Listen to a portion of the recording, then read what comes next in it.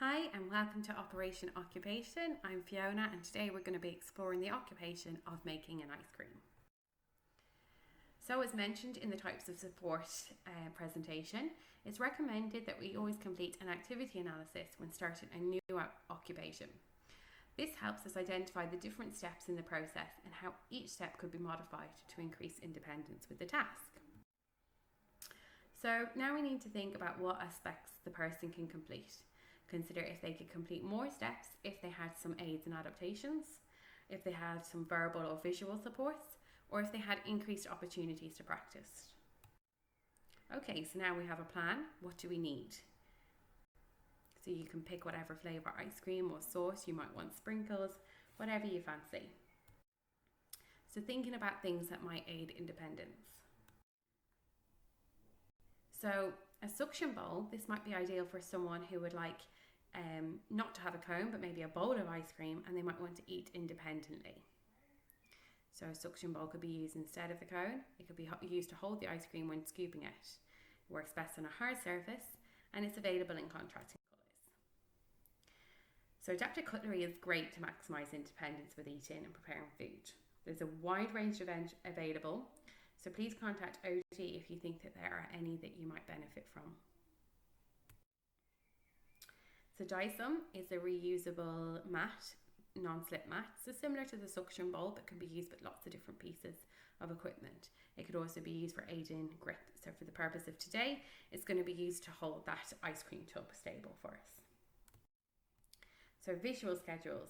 Visual schedules can be personalised, so feel free to link with SLT or OT if you need any help in creating a visual schedule, and we're going to have some templates available on the CT library.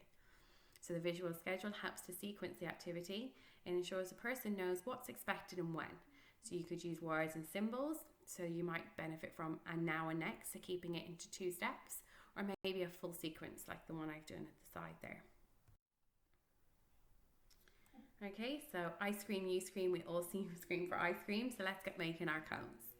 So for some people, we might only need supervision support. So provide verbal prompts, provide that visual schedule, provide a safety check, and a time check.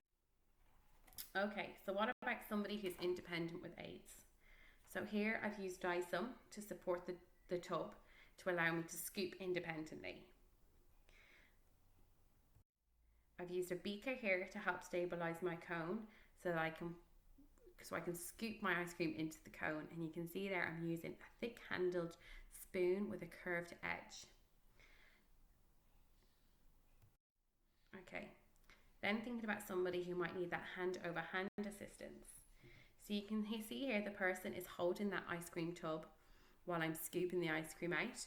Or you could do this the other way around and the person could scoop the ice cream while you hold the tub of ice cream for them. Okay, so again, they're holding the cone while I'm scooping the ice cream onto the cone. And you can see there we're doing some lovely hand over hand to squeeze the syrup. So they're choosing how much syrup they want. Alternatively, the person might want to enjoy a plate of ice cream. So the suction bowl here has been is supporting the person to scoop the ice cream themselves and to do that nice hand over hand squeezing of the syrup. Okay, so just thinking about how we could make this a multi-sensory experience. So thinking about the taste. Is it a salty ice cream? Is it a sweet ice cream? A zingy, zesty ice cream? Thinking about the colour, so making it nice and interesting, making the colours pop. So maybe a nice strawberry, a nice chocolate, a nice vanilla. Thinking about the texture, is it a crunchy ice cream? Is it chewy? Has it got bits of cookie dough in it? Has it got popping candy in it that's going to make our mouth awaken? Or is it creamy gelatin? And then thinking about the smell, so what does my ice cream smell like? Okay, so always consider when making an ice cream or doing any cooking in the kitchen with somebody that you're thinking about their FEDS guidelines. So making sure we're thinking about their eating and drinking support plan.